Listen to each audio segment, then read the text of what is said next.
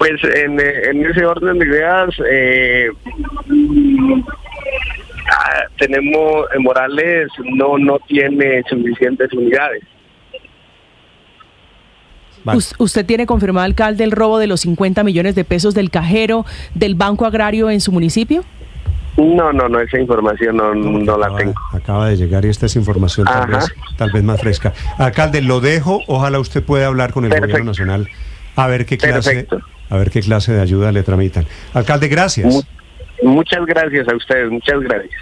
Entonces, Ricardo, antes robaban la caja, el Banco Agrario. Ahora antes robaban la caja agraria. Recuerde usted que era el objetivo favorito de las guerrillas cuando se tomaban los pueblos.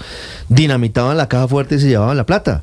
Ahora volvemos a lo mismo. Se roban el cajero del Banco Agrario. Esto ya había pasado, Néstor, en septiembre del año pasado en el municipio, en Jambaló, pusieron un explosivo y como no pudieron abrir la caja, se tuvieron que llevar el cajero casi completo. Recuerde usted esas imágenes, montaron el cajero en una de esas camionetas que utiliza la disidencia en el departamento del Cauca. De los muchos hechos, de los muchos ataques de este fin de semana, de estos disidentes de Iván Mordisco, tal vez el más grave, el peor sigue siendo el ataque en el que murió ese niño de 12 años, Esteban Villafañe. Esteban Villafañe, un niño de 12 años. Ocurrió en Miranda, en el departamento del Cauca. Señor alcalde de otro municipio afectado esta mañana por esta guerra, señor alcalde de Miranda, Walter Zúñiga. Alcalde, buenos días. Buenos días, Néstor. Alcalde, ¿qué fue lo que pasó este fin de semana y cómo fue posible que los disidentes de las FARC mataran a este niño de apenas 12 años, al niño Esteban Villafañe? Definitivamente es una locura. Esto es una situación muy complicada de estos tipos disparándole a la población civil. Es víctima del niño. Iba a cumplir apenas 11 años, Néstor. Ahora en octubre, el niño es del 2013. Murió el niño y murió la persona que conducía la moto. La señora madre del niño se debate entre la vida y la muerte en la clínica Valle de Lili en Cali. No, es una barbaridad, alcalde. Eso es barbaridad. Sí, no hay otra palabra, barbarie. Alcalde, ¿en dónde se produce el atentado? ¿Esta es una vía rural? ¿Esta es una veredal? ¿En dónde se produce? Ese es el paso. Ese es el paso entre el municipio de Miranda a Corinto, y específicamente se da entre el puente en una vereda nuestra de Miranda de Guatemala y el puente de los esclavos, el río Güengüe.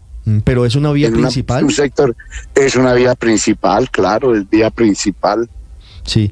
¿Ese artefacto estaba puesto en la carretera hace tiempos o había sido dispuesto allí para causar el daño a quien cruzara en ese momento? Yo creo que estaba dispuesto para causar ese daño, porque imagínese, pasaron en la moto y claro, impacta, eso fue dantesco. Pero la pregunta es, ¿estaba enterrado hace tiempos o había sido puesto hace poco tiempo? No, eso hace poco tiempo. Ahí hay una cantidad de rumores y eso oficialmente nunca se dijo nada. Dijeron que ahí iba un carro con militares, pero eso nunca se dijo, sino eso lo han... Cuando va pasando esta familia en esa moto, ha explotado y mire el daño tan horrible que hicieron. Es decir, que en teoría, o las versiones del pueblo es que el atentado podría ir dirigido contra soldados. Pues, mira, ese periodista, en esta locura que está esta gente, eso ya no distinguen entre militares ni civiles. A lo que encuentren, mire, el atentado que se hizo el otro viernes anterior, donde intentaron colocar unos cilindros en contra de la estación del Comando Apolo del Ejército, allí hay una cantidad de viviendas. Entonces esto es una guerra loca, es una guerra, esto realmente no tiene ni nombre. Que de cómo describir este tema. Tiene razón usted en que esto es una absurda locura de la guerra, nuevo capítulo de la guerra en Colombia, desafortunadamente. Alcalde Zúñiga, ustedes en su municipio escucharon, conocen el audio de los disidentes celebrando este atentado terrorista que deja como muerto a este niño de 11 años y al conductor. Imagine el cinismo de estos tipos. Eso sonó bueno, ¿qué tal? Entonces, cínicos. ¿Está siendo suficiente, no hay alcalde, está siendo lo suficiente en su opinión la fuerza pública, el gobierno nacional, el Ministerio de Defensa para contrarrestar la ofensiva violenta de este grupo de las disidencias de Iván Mordisco? Bueno, ese es el llamado a que haya una mayor reacción, porque es que también esto hay que mirarlo de manera holística, Néstor. Acuérdese que se levantó el cese-al-fuego desde el 20 de marzo, las fuerzas militares han salido a atacar por todos los lados y ellos en sus diferentes estrategias vienen atacando de un lado y de otro. Entonces allá es un juego de guerra que de verdad pues necesitamos y requerimos de mayor presencia y mayor efectividad, ¿no? La presencia en Miranda lo hay, es efectividad, que haya control territorial y no solamente Miranda. Usted mismo están dando la noticia ahorita en Jamundí, ahorita en Morales, Cauca, Jambaló, en Corinto, muertes ayer también de personas. Entonces lo que necesitamos es una efectividad en las acciones. Todo es terrible, efectivamente, estos disidentes dicen sonó tan sabroso, refiriéndose al estallido ese allí. Mataron a un niño de 10 años, Néstor. Matan al niño. Y a un señor de 62 años. Y al señor que era el que manejaba 67 años, mototaxista, un señor de 67 años. Luis Ovidio Rodríguez. Sí. Y ellos dicen, estoy de acuerdo con usted, alcalde, con todo el cinismo, dicen, sonó tan sabroso la explosión. Gracias, alcalde, la mejor de las suertes. Bueno, Néstor, gracias. Un abrazo para usted, para la gente de Miranda, víctima de la guerra. Esta mañana el atentado de hoy es contra un hotel que está en Jamundí. Doña María Elena Montoya es la administradora de ese hotel. El hotel pertenece a la familia Montoya. Doña María Elena, buenos días. Buenos días. Doña María Elena, ¿usted estaba en el hotel esta mañana cuando el bombazo? No, mira que acababa de llegar. O sea, eso fue a las 6 de la mañana y yo llegué como a las 6:10. Y cuando me encuentro con ese panorama ahí, mi mamá, mi familia. Pero ustedes viven ahí, doña María Elena. Sí, es un hotel familiar y vivimos ahí como tal. Sí. ¿Y por qué le dicen a su hotel el hotel de los oficiales? No, es que es en la esquina, sino que ahí se hacen los policías a custodiar pues pero ahí no hay hoteles hospedados, no hay policía hospedados. Ah, no es que ustedes alberguen en el hotel oficiales de la policía o del ejército. No señor, sí. Para nada. Doña María Elena, los niños que resultaron heridos, tengo entendido esta madrugada, ¿fueron 3? Sí, estaban en la panadería. Por lo menos el nieto mío, que es uno de los que en la habitación hacia la calle, donde exactamente colocaron la bomba, él estaba en el 3er piso. O sea, no nos pasó nada. Porque Dios es grande. A ver, perdóneme, los niños heridos que reporta la policía esta mañana en Jamundí, ¿son heridos porque estaban en la panadería al lado? Sí, y hubo un carro también afectado, los locales de abajo, la panadería al frente, muchas cosas hay afectadas en ese sector. Sí, porque fue una motobomba. ¿Y usted tiene sentido por qué le ponen una motobomba a un sitio en donde hay civiles y en donde hay niños a las 6 y pico de la mañana? No le entendí la pregunta. Sí, que si usted tiene idea, los habían amenazado, ¿por qué ponen una motobomba en un sitio en donde hay civiles, allí en Jamundí? La verdad no sabría decirle, pues el país está revuelto, como le digo, en el hotel no tenemos hospedados policías ni ejército, es en la esquina y pues como tal pues mantiene todo muy custodiado por tal hecho en la cuadra esa. Sí. Entonces, creería que la gente piensa que pues ahí se ponen 2 policías. Sí. Doña María Elena, ¿qué información tiene usted sobre cuántos heridos hay? La verdad creo que los 2 policías y los que tú dices, los niños. ¿Su madre resultó herida? No, mi mamá en ese momento le iban a dar la pasta de la presión, entonces se le disparó la presión debido a que no tuvo medicamento. ¿Usted dónde está en este momento, doña María Elena? Estamos en el hospital. ¿Y quién está herido? ¿Quién está en el hospital? No sabría decirte porque no, yo estoy con mi madre aquí. Pero usted llevó a su mamá para una cita diferente, no es que ella haya resultado herida. No, tuvo una crisis de herida hipertensión. no está, pero, o sea, lo que pasa es que como llegaron los bomberos, llegó todo el mundo, entonces le toman la presión a ella y la tiene disparada y la trasladan para acá, para el hospital, pero no está herida. Vale, estamos viendo, doña María Elena, las imágenes de la esquina en donde funciona su hotel. Eso quedó muy averiado. ¿Usted ya tiene un cálculo cuándo lo pueden reabrir o qué van a hacer ahora? No, ahorita sería imposible reabrirlo porque el techo quedó destruido, todo quedó destruido.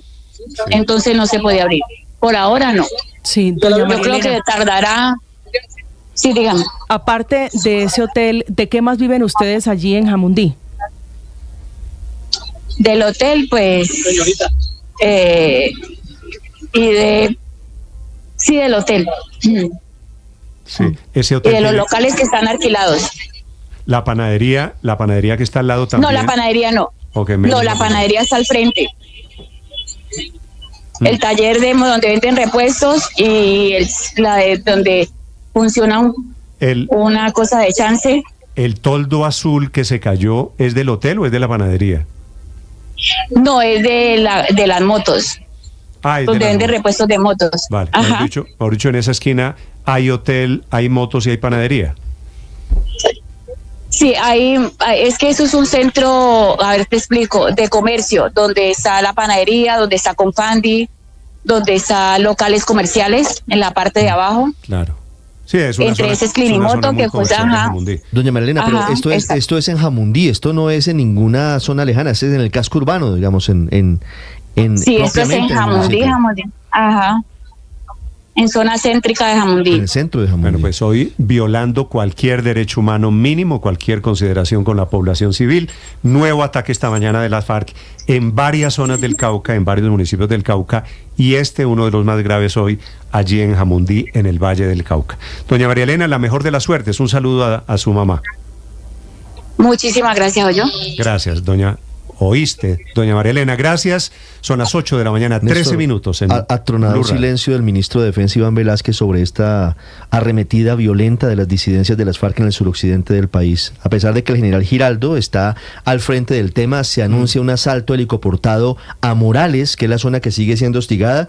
Sí llama la atención el silencio público del ministro de Defensa. ¿El presidente está trinando esta mañana? Sí, está trinando, Néstor. Hace apenas un minuto trinó el presidente Gustavo Petro, pero no sobre Suárez, no sobre el departamento del Cauca, sino celebrando un golpe que dice él, le leo el trino: un trabajo duro de la policía contra el narcotráfico, un agradecimiento a todos los policías que participaron en este operativo. Felicitaciones, es respondiéndole al general William Salamanca, que dice que cayó 1,5 toneladas de cocaína. Bueno, felicitaciones. Ahora, el presidente que era tan activo contando las masacres, contando los atentados, antes de llegar al gobierno, esta mañana no se pronuncia. 8 de la mañana, 14 minutos en Blue Radio.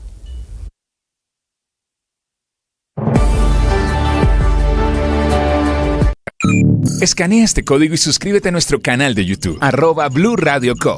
Y disfruta y participa de la programación de Blue Radio. Blue Radio, le ponemos cara a la radio. Blue Radio, la alternativa.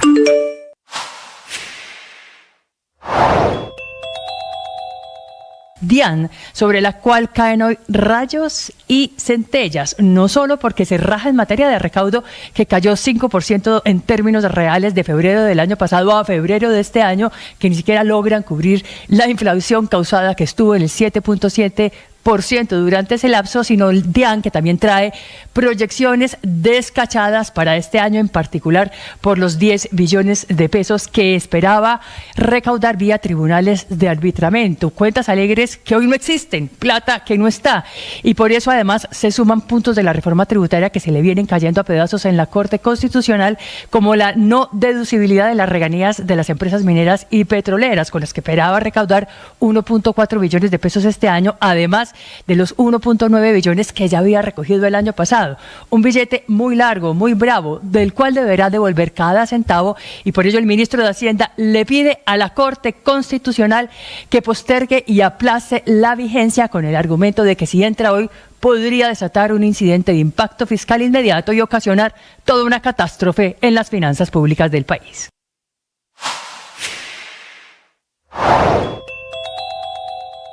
El fiscal de la Corte Penal Internacional, Karim Khan, le está pidiendo este lunes al tribunal que emita órdenes de captura contra el primer ministro Benjamin Netanyahu, pero también contra el líder de Hamas, se llama Yashar Sinbar, a ambos por crímenes de guerra, por crímenes de lesa humanidad. Es un largo escrito que acabamos de conocer y donde se puede leer textualmente que sobre la base de las pruebas reunidas y examinadas por mi oficina, tengo motivos razonables para creer que Yahya Sinwar, jefe del movimiento de resistencia islámica Hamas en la Franja de Gaza, Mohamed Diab Ibrahim al-Masri, más conocido como Dave, comandante del ala militar de Hamas, y Ismail Haniyeh, jefe del buró político de Hamas, tienen responsabilidad penal por los siguientes crímenes de guerra. Y es una lista bien extensa: el exterminio como crimen de lesa humanidad, asesinato como crimen de lesa humanidad, toma de rehenes como crimen de guerra, violación y otros actos de violencia sexual, tortura, otros actos inhumanos, trato cruel, ultrajes a la dignidad de la persona como crimen de guerra,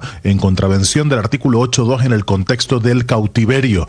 Pero también esta decisión se extiende a dos de los principales líderes israelíes. De hecho, al primer ministro israelí Benjamin Netanyahu y al ministro de Defensa israelí Yoav Gallant.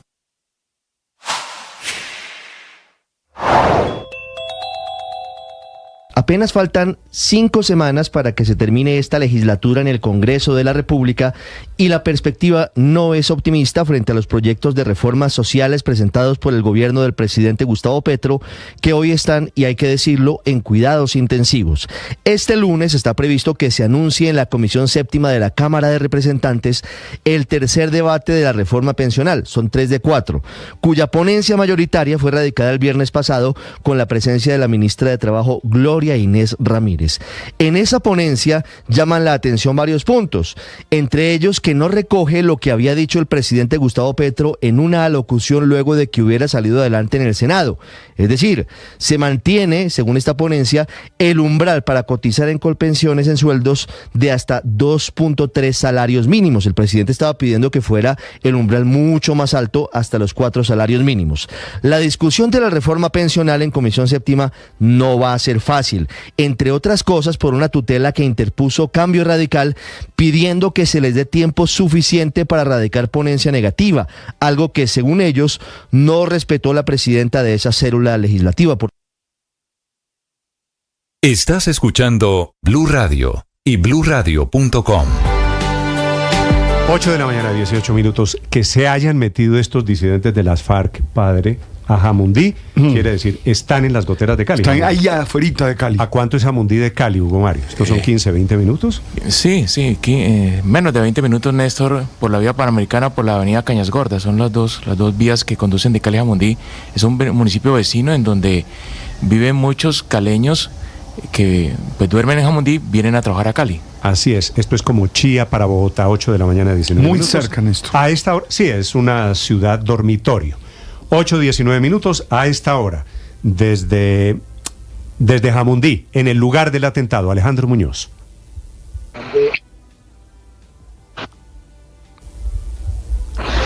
Así es, hola, buenos días. A esta hora justamente los saludo desde el municipio de Jamundí Valle, en el punto donde explotó una motobomba, exactamente en la calle 14 con carrera 11 entre el barrio Libertadores y La Esperanza. Y para ubicarlos mejor, es en una esquina donde queda ubicado un hotel donde se hospedaba el refuerzo de la policía que había llegado hasta este municipio hace algunos días. El reporte que entregan las autoridades es de 2 uniformados lesionados, quienes fueron trasladados hasta el hospital piloto, y 3 menores de edad heridos, producto de la onda expansiva. El cuerpo de bomberos aseguró que los niños se dirigían hacia su jornada escolar. Aquí hay uno de los habitantes justamente conmigo de este sector. Buenos días, bienvenido a Blue Radio. Bueno, cuéntenos cómo sintió usted estos momentos tan tensionantes aquí en el municipio de Jamundí en horas de la mañana. Sí, claro, eso fue más o menos a las 6:10 de la mañana.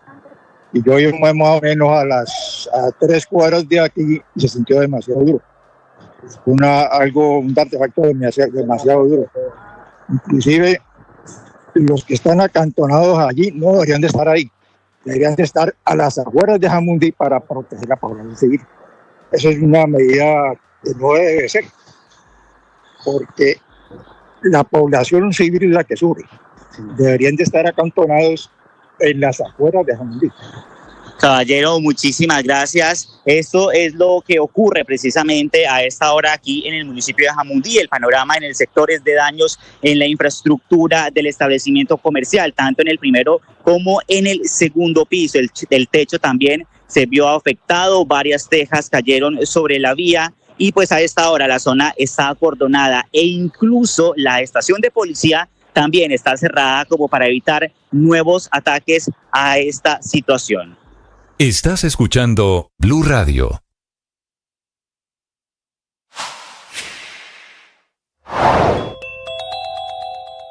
Avanzan las investigaciones por el asesinato del director de la cárcel La Modelo.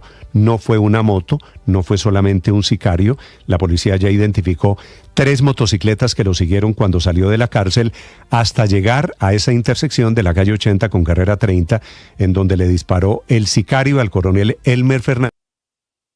Tiene razón usted, padre, estamos perdiendo el departamento del Cauca, o en esta guerra, capítulo de hoy, a pesar de que hay vicepresidenta caucana, a pesar de que hay ministro del Interior caucana, hoy el Cauca es el blanco de los ataques de estos señores. Y ahí sí déjeme decir, Néstor, que es la gente de la provincia la que sufre, porque muchas veces nosotros en Bogotá no miramos para allá, ¿verdad? ¿Y qué se necesita? Se necesita una respuesta contundente.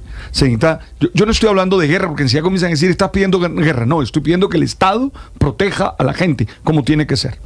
Sí, lo que pasa es que con el Estado, padre, hablando con estos señores, declarándoles un día sí y otro también una concesión, cese al fuego. Cuando a usted le dicen cese al fuego, quiere decir el Estado se amarra las manos para combatir con estos terroristas. Muerte del niño de 10 años. Siguen con las manos ellos muy activas. Muerte de niño de casi 11 años, el señor de 67. Mire lo que está pasando en Morales. Es decir, es un tema donde uno dice, el Estado tiene que hacerse presente. Y cuando hablo de Estado, hablo de ejército y hablo de todas las instituciones. Intentamos seguir adelante esta mañana. Abriendo los mercados de la economía en este momento, Víctor.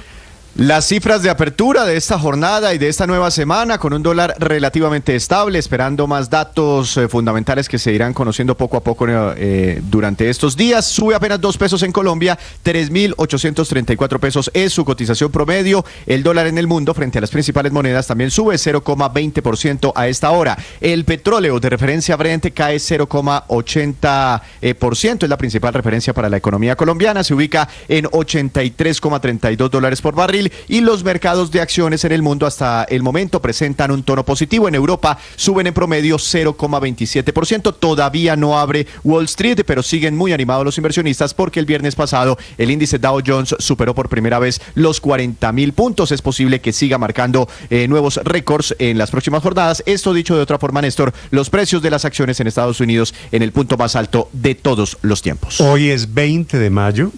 De hoy en un mes termina la legislatura. Quiere decir, comienza la cuenta contra el reloj para sacar adelante especialmente las reformas que el gobierno quiere tramitar.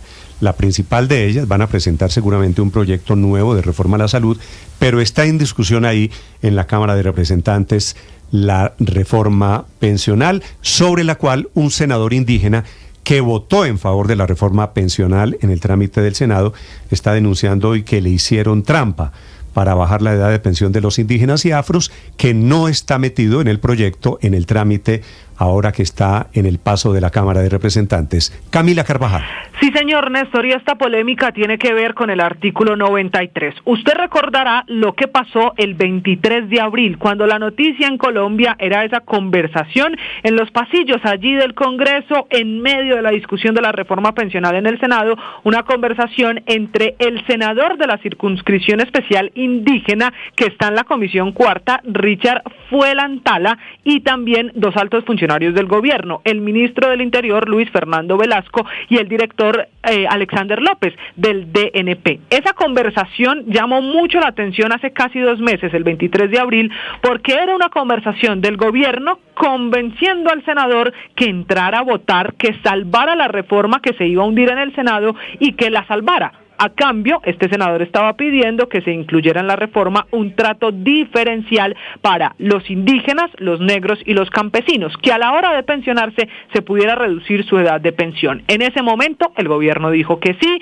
que entrara, que votara, mejor dicho, que salvara la reforma en Senado y que esta proposición y este artículo del que él tanto había hablado y tanto lo había impulsado en el Senado, también lo iban a hacer en la Cámara, que era tener un trato diferencial para indígenas, negros y campesinos. Pues es el mismo senador el que está advirtiendo que le hicieron conejo, Néstor, porque en lo que se radicó en la Cámara, que ya tiene coordinadora ponente, la representante Marta Alfonso, no está ese trato diferencial para los indígenas, los negros y los campesinos, que era a lo que se había comprometido el Congreso de la República. Y por eso Richard Fuelantala, a través de sus redes sociales, dijo que le pide a la plenaria de la Cámara y a la opinión pública impedir esta traición a nuestros pueblos. Ya vamos en traición por un artículo que no se incluyó en esta reforma pensional, que mañana volverá a debatirse ahora en la Cámara de Representantes. Camila, creo recordar que el voto del senador Fuelantala fue el que salvó la reforma pensional en el trámite del Senado. Claro, fue el voto clave, porque si no se acababan mayorías, otra vez iba a romper quórum, se iba a desbaratar, y si eso pasaba,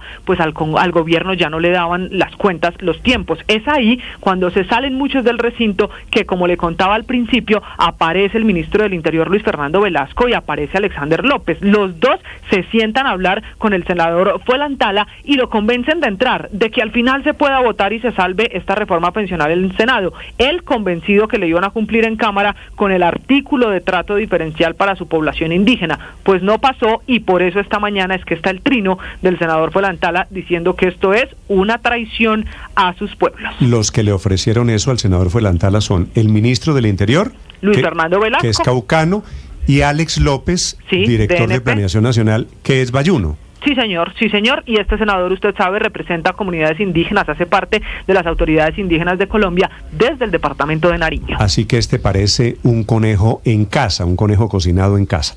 8 de la mañana, 27 minutos. Senador Fuelantala, buenos días. Néstor, buenos días, un saludo a toda la mesa.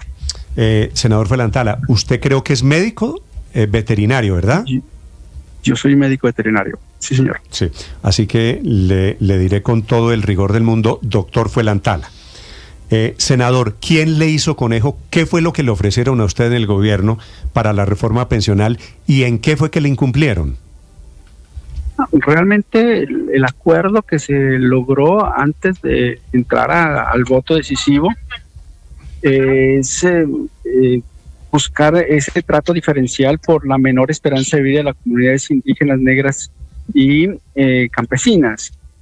Y no es una traición a Richard Fuelantala, es una traición a las comunidades rurales que esperaban mucho de este gobierno.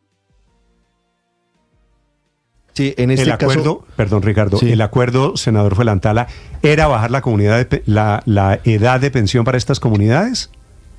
La ONU y el DANE nos dicen que la esperanza de vida de la población rural es menor en Colombia y en el mundo.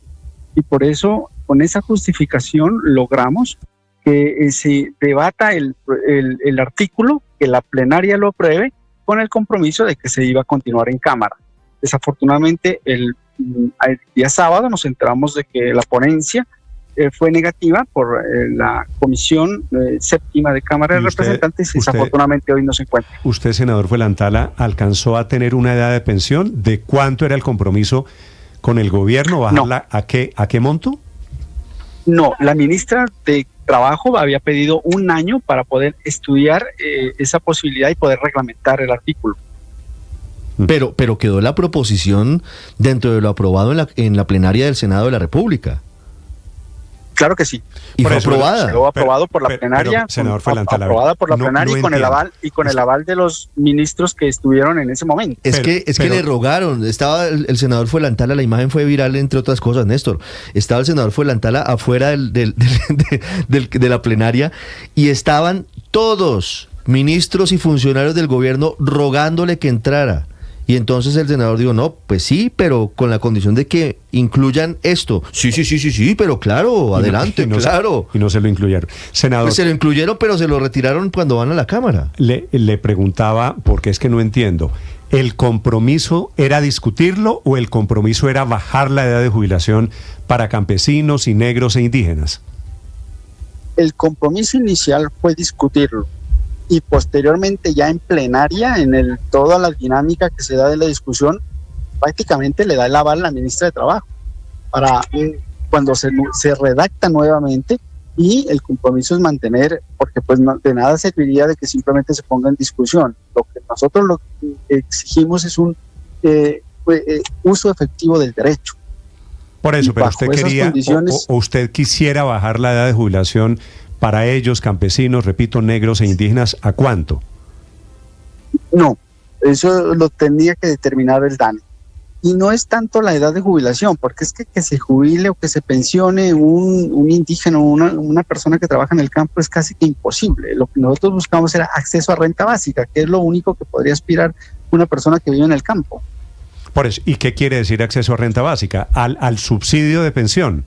Al subsidio de pensión, a ese subsidio que está contemplado en la norma. Y por eso, ¿y usted quería ese subsidio a partir de qué edad? Bueno, la esperanza de vida, según que poníamos el ejemplo del Chocó, son 66 años.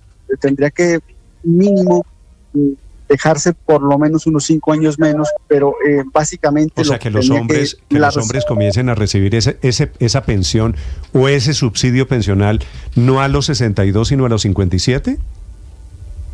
Podría ser, dependiendo del estudio que diga. ¿Y las mujeres no a los 57, sino a los 52? Lo que digan los estudios del DAN y del Ministerio de Trabajo. Eso era el acuerdo. Bueno, por eso, pero es que no hay estudios. ¿O hay un cálculo de cuánto le costaría eso al presupuesto? No había un cálculo. No existía el cálculo. La ministra y el gobierno se comprometían a hacer esos estudios. Pero, senador, de todas formas, independientemente de si le hicieron conejo o no, si se aprueba esta reforma pensional, pues todos los mayores de 62, 65 años en pobreza extrema van a acceder a esa renta pensional, a esa, ¿cómo se llama? El pilar solidario. ¿Ahí no quedarían ustedes cobijados? Lo que pasa es que la esperanza de vida es menor al resto de la población. Ahí es donde no se hace uso efectivo del derecho.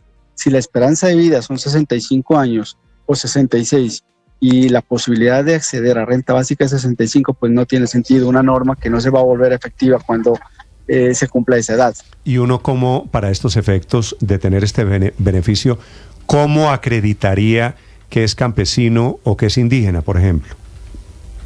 Bueno, con el tema de indígena y afro, el Ministerio del Interior ya tiene los mecanismos establecidos a través de la Dirección de Asuntos Étnicos.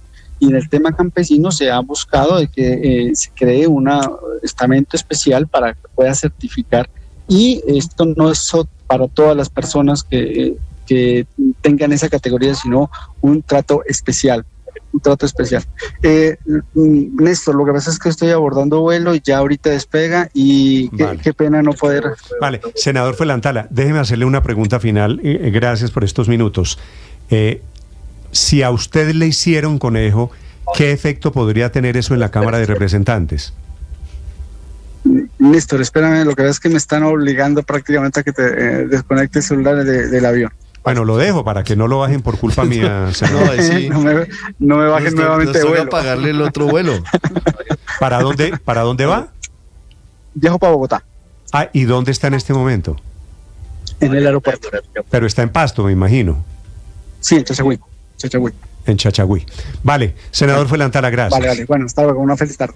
Ahora, el senador que salvó la reforma pensional, pidiendo que hundan la reforma pensional por el conejo que le hicieron, va a causar un problema más de discusión ahora en la Cámara de Representantes. Lo decíamos más temprano, Néstor, los tiempos están muy ajustados, quedan apenas 5 semanas para que terminen al menos las sesiones ordinarias de esta legislatura.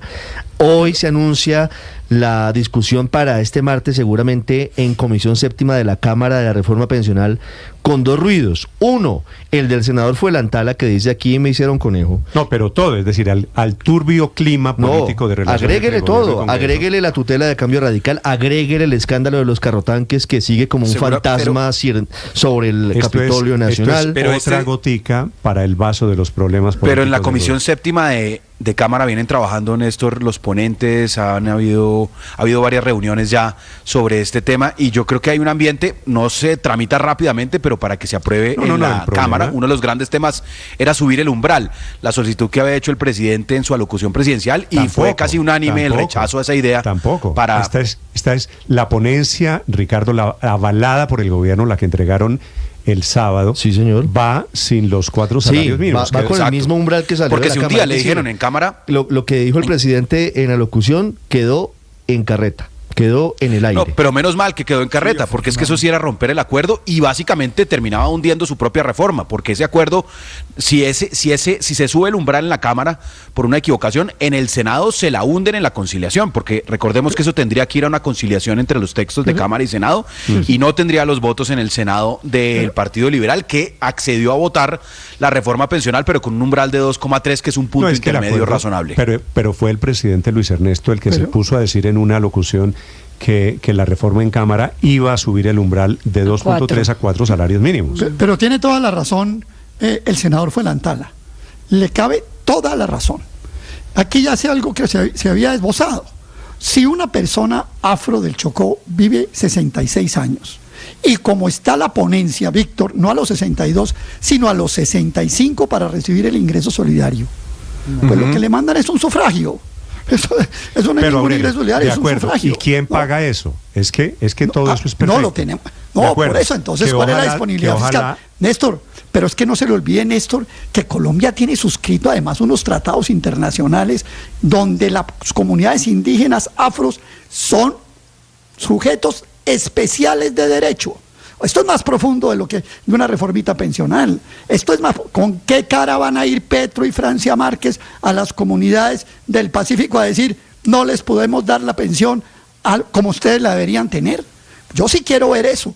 Yo sí quiero ver al senador Petro, al presidente Petro, ir al Cauca a decirle allá a los de ASIN y a los del CRIC que se van a pensionar que les va a mandar el auxilio a los 65 años cuando ya esté muerta la mayoría de las comunidades indígenas. A ver, Aurelio, esto realmente tiene razón Fuelantala. Es una traición a esa comunidad. Perdóneme, eso que usted está diciendo en la práctica, ¿sabe qué significaría? Es que este es el departamento de gasten, que no importa cómo se consigue la plata. ¿Sabe qué significa eso, Aurelio? ¿Sabe cuántos millones de campesinos afros y indígenas hay en Colombia? Pero entonces no se debió prometer. Pero entonces, ¿para qué se comprometen? Es decir, se comprometen con Fuelantala, con el senador Fuelantala, para que el señor entre y haga quórum sabiendo claramente que no dan las cuentas. Pero adicionalmente, el ambiente en Senado... Digo una cosa. Es que usted se dio cuenta que Fuelantala no dijo nunca se comprometieron a aprobar ese artículo, dijo se comprometieron a la discusión sobre el artículo. No, lo aprobaron. Pero se aprobó una proposición del Senado. El artículo se aprobó, claro que se aprobó. Por eso, pero es que si no hay, Aurelio, si no hay lo que se llama aval fiscal, ¿cómo se puede comprometer? Pero eso es para todos, eso no es solo para ese artículo. Por eso, la ministra de Trabajo, todos le dieron pero lo que quiero decir es, Aurelio, este sueño, este carretazo que usted me está echando, de que ojalá los negros y los campesinos se pudieran pensionar antes. Y los indígenas. ¿Cuánto vale? ¿Cuánto vale? Hombre, el estimado que le leía a alguien... No, eso no es el que le leía a alguien. Dígame con algo de rigor, ¿eso cuánto vale? 5.5 billones de pesos anuales más. 5.5 billones. Además, todos no se van a pensionar. ¿De dónde sale? Tiempo. Esos son 1.500 millones de dólares al año. ¿De dónde sacamos 1.500 millones de dólares para el capricho de don Aurelio Suárez? Acuérdese una cosa, Néstor, pues, gracias.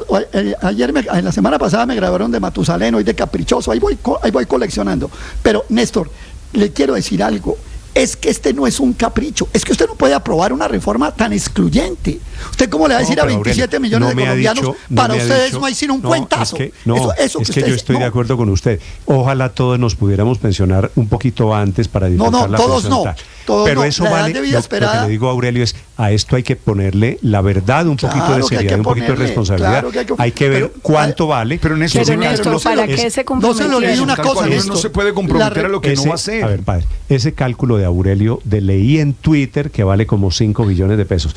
Eso no es serio lo que le quiero decir. No, pero tampoco es serio decirle, yo te voy a poner ese artículo, a aprobarlo y después decirte que no. No, y lo que yo le estaba planteando es, el ambiente en Senado era muy difícil. No se comprometieron a sacarlo adelante. Pero además consiguen el voto de Fuenlantara que salva la reforma para que pase a Cámara. Yo insisto en que sí lo aprobaron. Supuestamente en Cámara todo iba a ser más fácil, como había sido la de salud en Cámara, que teóricamente había pasado y se hundió en Senado. Operación Mermelada. Entonces, pero María Consuelo, estamos todos de acuerdo que eso no tiene sentido fiscal. No, claro, pero entonces ¿para qué se comprometieron? Es que aquí el tema es la burla a un senador que representa hay un error de comprometerse, que está en una circunscripción ofrecer especial, lo que no se va a hacer. Exacto, entonces él se siente burlado, salvó la reforma en su momento y llega a Cámara con un ambiente muy negativo, porque si además los van a burlar a todos, no es seria la discusión de con quién se está concertando la reforma. Aquí, más allá de que el planteamiento de él sea discutible fiscalmente, se lo debieron haber dicho en su momento y no comprometerse a que efectivamente la ministra de Trabajo le iba a dar el aval como se lo dio. Pero además es que las leyes tienen dos vueltas, María Consuelo, y tiene un sentido, y por eso es que en la vuelta que va en Cámara, pues no lo incluyen, y ahí se discute lo que plantea el Senado. Yo sí creo que fue un error comprometerse, o que el ministro que haya hecho eso, pues cometió un error porque pues por la palabra es para cumplirla.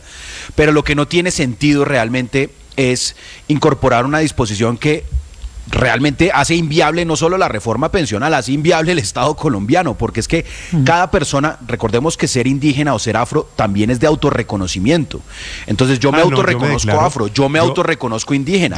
El Estado colombiano no me puede entrar a decir, oiga, usted no es indígena, Luis Ernesto, usted no es afro. Es un ejercicio de autorreconocimiento. Entonces, ¿en qué momento están los filtros de decir, porque tiene razón Aurelio en que estas comunidades, y tiene razón el senador, que las comunidades negras, las comunidades indígenas tienen una expectativa de vida menor, pero entonces ¿cómo controlo yo esto? Es absolutamente inviable técnica y financieramente. Que en el papel suena perfecto, padre, porque le dicen a usted que los negros, que los indígenas tengan una edad de pensión menor. Bueno, claro, por la expectativa de vida que está demostrada. Pero usted es negro. Pero mire, sí, yo soy negro.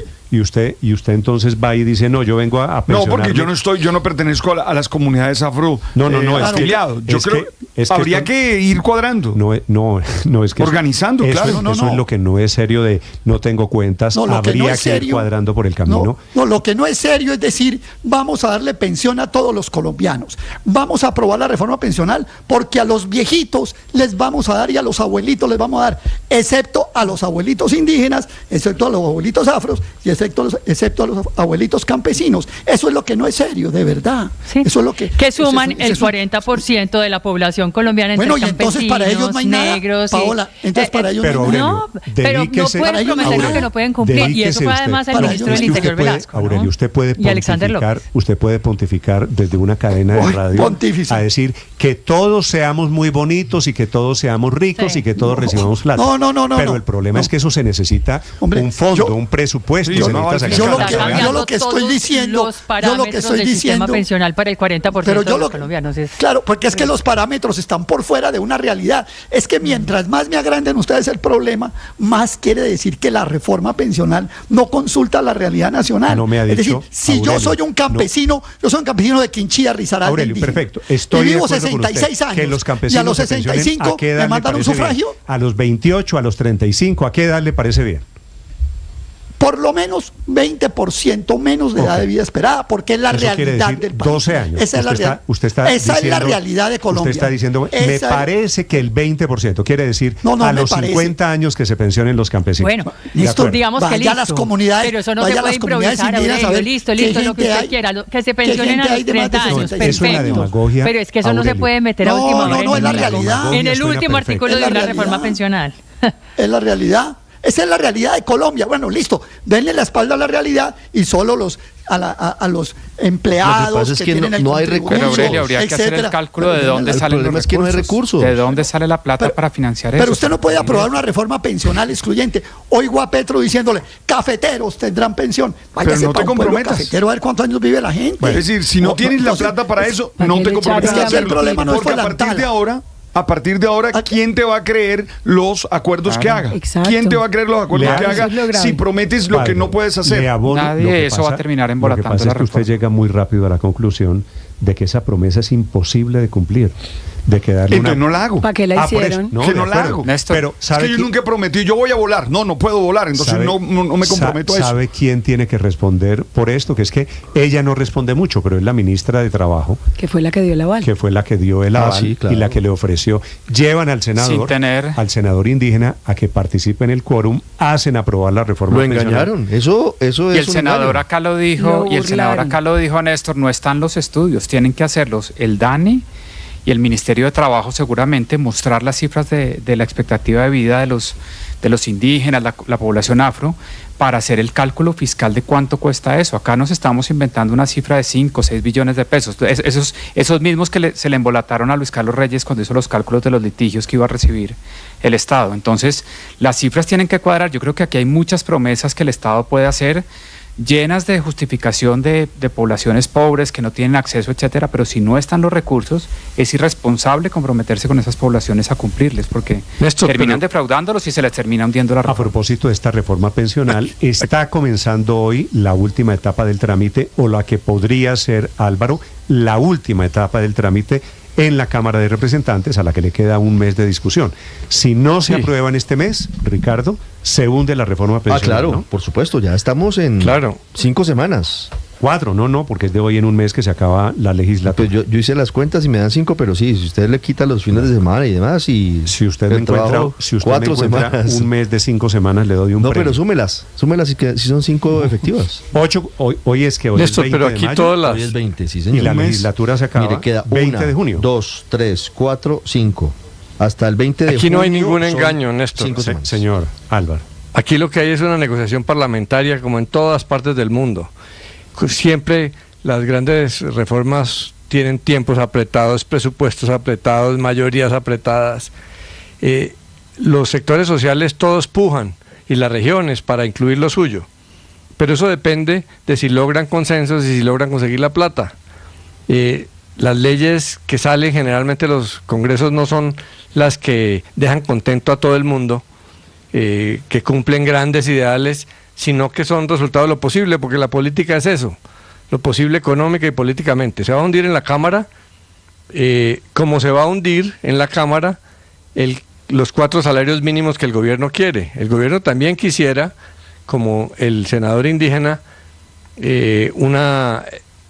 4 salarios mínimos, para que haya mayores subsidios y para que alcance más la plata. El gobierno no quisiera, se va a hundir. La prueba es que lo hundió. No, si quisiera, gobierno, no, eso no es cierto. Claro que quisiera, ha insistido en eso. El gobierno en la ponencia. El gobierno no quiere, no, esa es la realidad. Permítame hablar, pues claro que quiere, ha insistido varias veces, pero no hay ambiente político y no hay para eso. Entonces, la política es de realismo. Si le toca a los gobiernos bajarse a la realidad, pues no le va a tocar a un sector social que quiere semejantes privilegios para su gente. Eso es normal, eso no son ni atracos ni engaños, así es la lógica parlamentaria, y en esa lógica parlamentaria es que se garantiza que, dejando a todo el mundo medio inconforme, se defienda la democracia.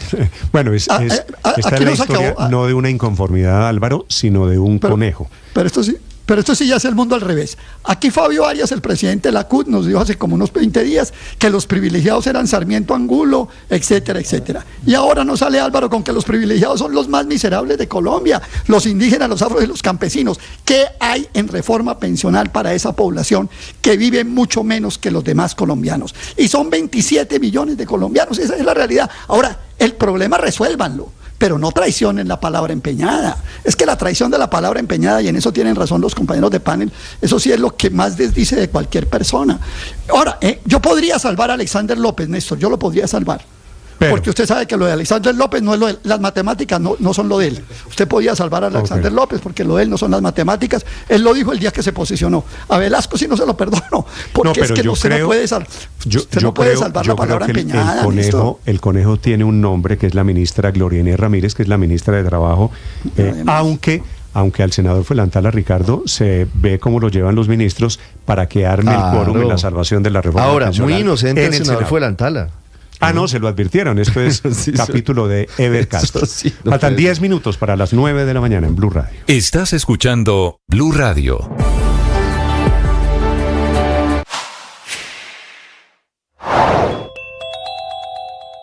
Se confirma la muerte del presidente de Irán, Ali Raisi, un clérigo de 63 años ultraconservador, que era el más serio sucesor de la autoridad máxima de Irán, el ayatolá Ali Jamenei. Este fue el hombre que aplastó a la disidencia y aplastó las masivas protestas de mujeres contra la yihad. Va a ser enterrado mañana, seguirán 5 días de duelo.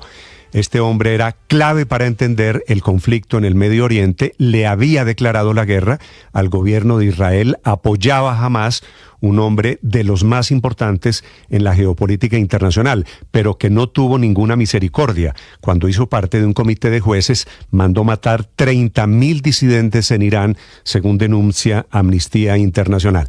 Irán amanece con un presidente encargado.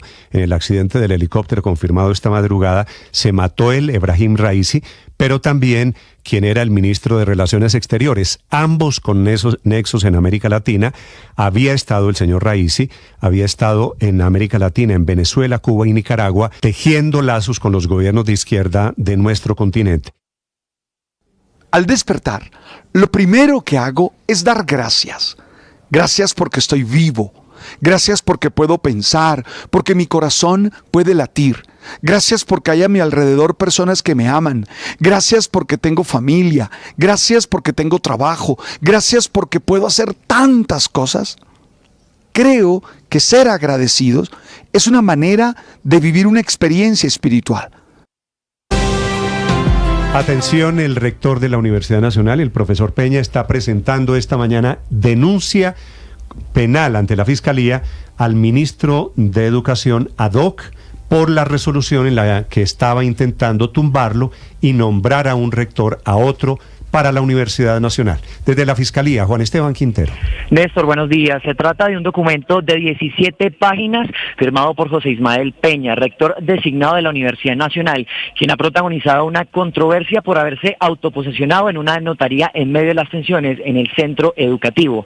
En esta denuncia penal se establecen 3 motivos, los cuales considera Peña se pueden interpretar como un delito de prevaricato por acción, es decir, que en las pocas horas que el ministro asume afrontar la crisis en la universidad, ha actuado contrario a la ley. El primero es que dice que ninguno de los apartados de la ley le faculta al ministro de Educación ad hoc ordenar al Consejo Superior Universitario nombrar un rector encargado, mucho menos, Néstor, que haya sanciones y no se hace en menos de 24 horas.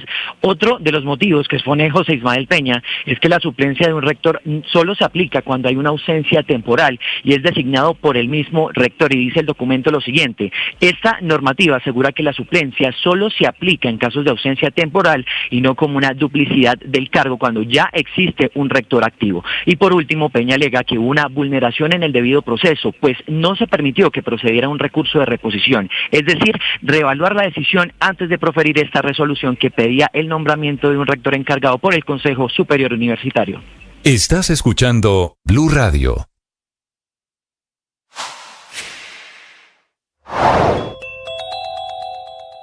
Diana Puentes, presidenta del sindicato de la DIAN, explica la situación de los empleados provisionales que serán retirados de sus cargos. La decisión que ha tomado el director de la DIAN y que como nos comunicó al inicio de este mes de mayo del 2024. Esas vacantes se van a llenar con una lista de elegibles de una convocatoria que hubo en el 2020. De hecho, es una lista de elegibles que está vencida, porque esa lista de elegibles venció en diciembre del año pasado. El fallo lo emitió el Tribunal Administrativo del Valle en diciembre del año pasado. Sin embargo, también le criticamos al director de la DIAN que esperó 5 meses para podernos informar de lo que iba a pasar. Y ahí le ató las manos también jurídicamente a los compañeros provisionales. Siguen.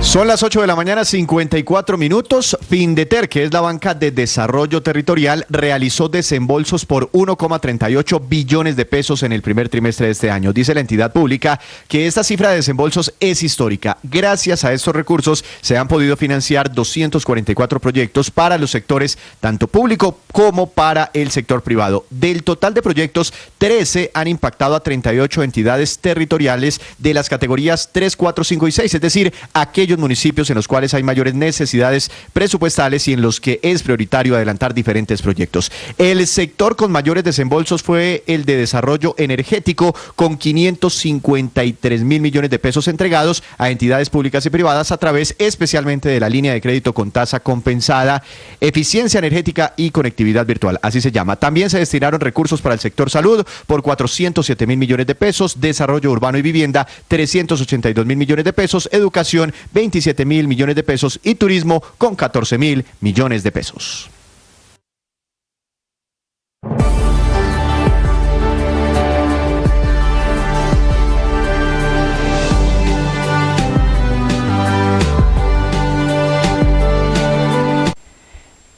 Ocho de la mañana, 55 minutos, 202 billones de pesos, lo que suman los planes de desarrollo de las tres principales ciudades del país, con 142 billones en Bogotá, 40 billones en Medellín y 20 billones de pesos en la ciudad de Cali. Planes de desarrollo en evaluación de los consejos municipales que pasan al tablero las hojas de ruta de cada una de las administraciones que ya llevan por lo demás 5 meses, así como también los planes de creación de nuevos impuestos para financiar esas hojas de ruta y esos proyectos, que en el caso de Bogotá son 3 y que irían a financiar programas de seguridad, infraestructura, educación y reducción de la pobreza. Estás escuchando Blue Radio.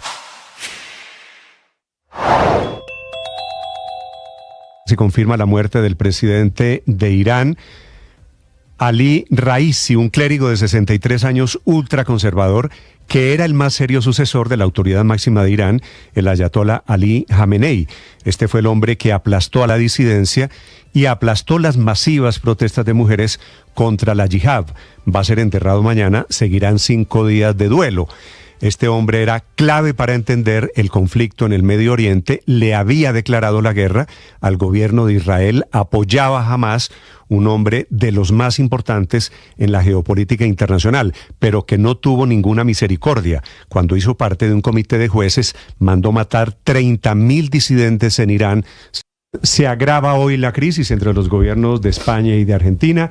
Acaba de emitir sus primeras declaraciones el presidente Sánchez, ofendido él por lo que dijo Milei en Madrid, por lo que dijo de él y por lo que dijo de su esposa doña Begoña. La historia en España a esta hora, Enrique Rodríguez.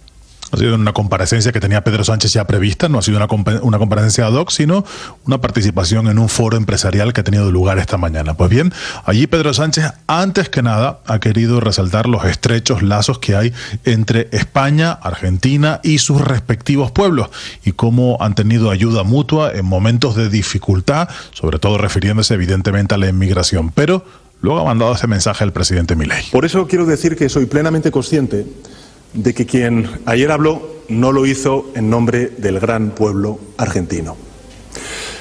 En cambio, lo que vivimos ayer en Madrid sí habla del riesgo que representa esta internacional ultraderechista para sociedades como la nuestra, que sustentamos nuestra democracia sobre los pilares del progreso económico, la justicia social y la convivencia.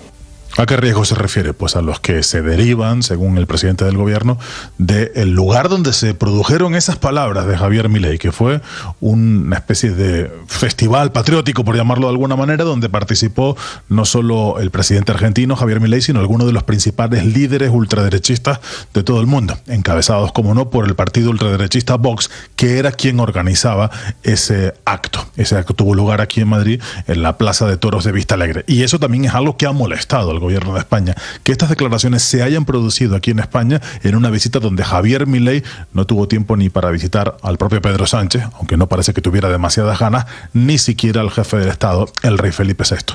¿Cuáles son las palabras de Javier Milei? Pues las que más han molestado son estas.